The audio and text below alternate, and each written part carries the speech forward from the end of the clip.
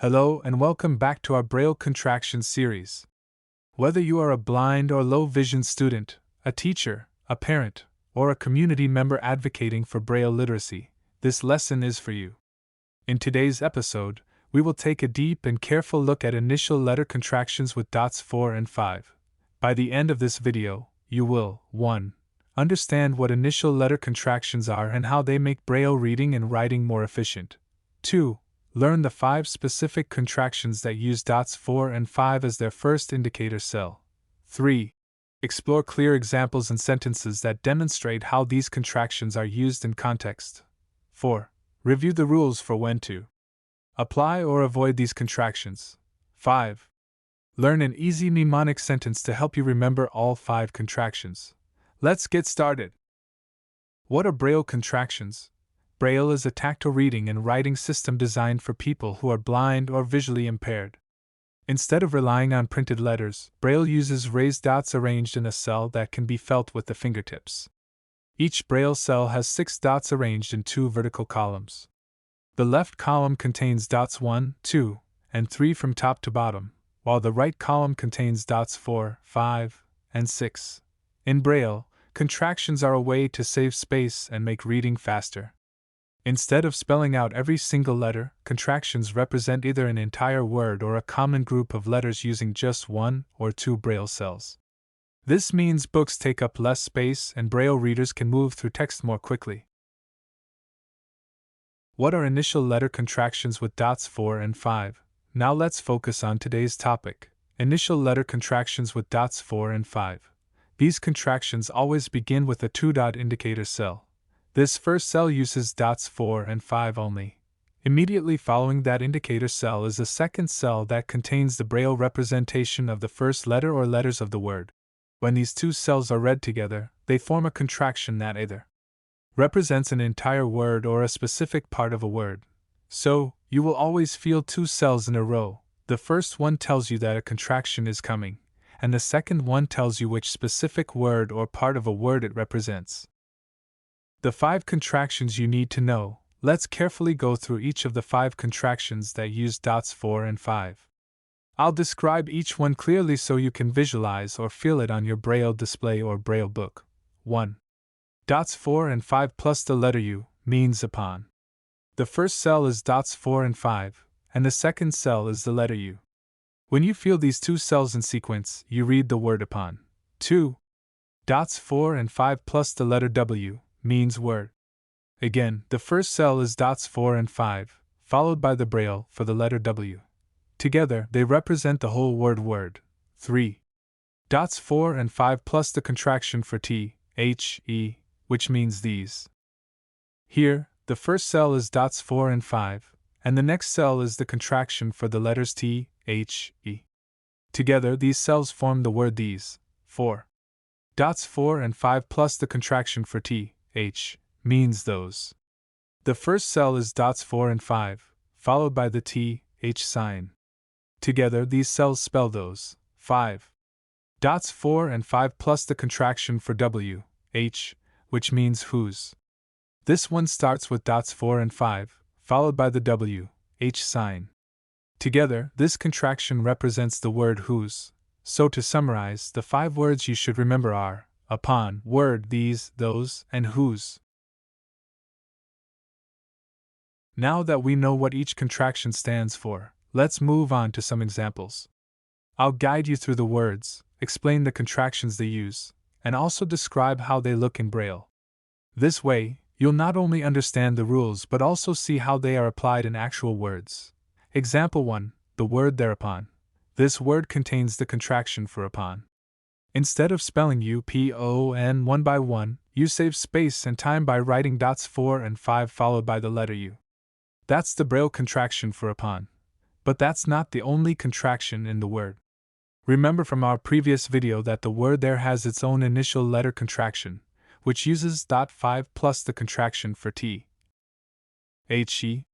So, when we combine both, thereupon is written more compactly in Braille. This shows how multiple contractions can be used within a single word to make Braille reading and writing more efficient. Example 2, the word sword. Here we have the contraction for word.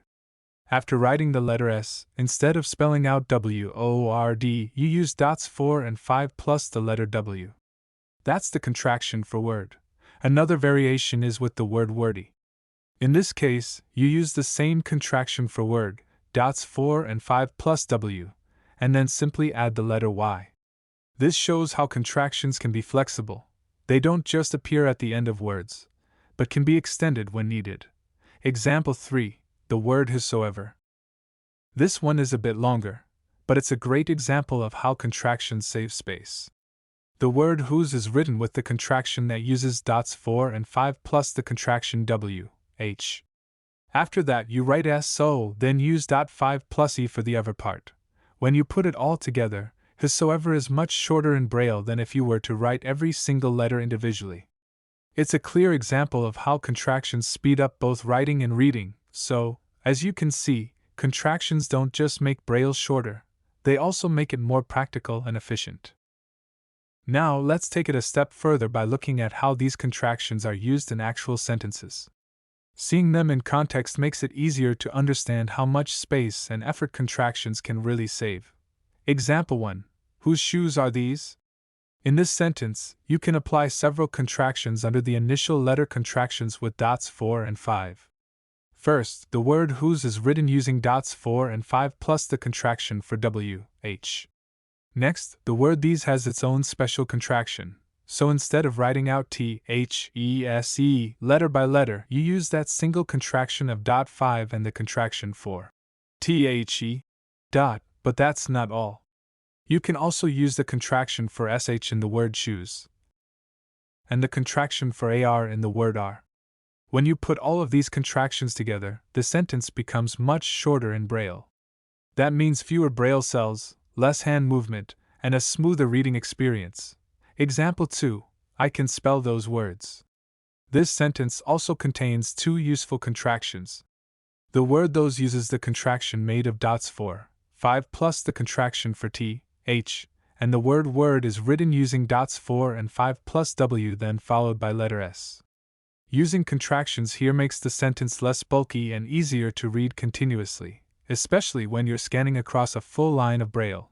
So, as you can see, contractions aren't just shortcuts, they are practical tools that make Braille more efficient. The more contractions you know, the faster and smoother you'll be able to read.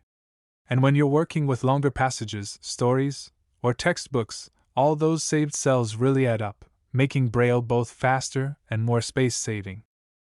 Now let's talk about the rules that guide when these contractions should or should not be used. Firstly, the contraction for word can be used anywhere those letters appear, even inside larger words.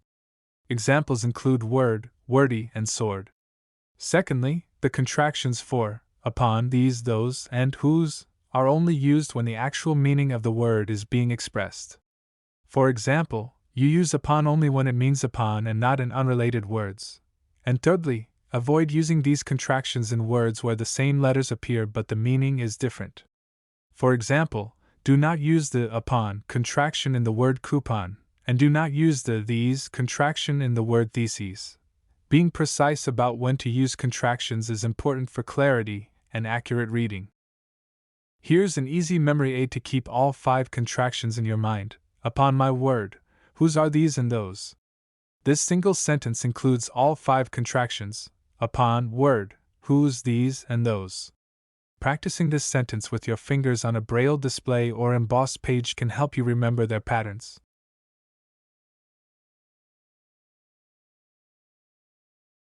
To wrap up, today we explored initial letter contractions with dots 4 and 5. You learned what they are, how they are formed, their specific meanings, examples of their use, and rules for applying them correctly. By practicing these contractions regularly, you will become a faster and more confident Braille reader. Remember, contractions are not just about saving space. They are tools that make reading and writing Braille smoother and more natural. Whether you are a student learning Braille, a teacher introducing it, a parent supporting your child's learning, or a Braille enthusiast, these skills are essential for literacy. Thank you for joining me in this lesson. If you found this video helpful, be sure to like, share, and subscribe to help spread Braille awareness. Stay tuned for the next episode in our Braille Contractions series, where we'll continue exploring more shortcuts to make Braille reading enjoyable and efficient. Until next time, God bless us. Keep practicing and keep brailing.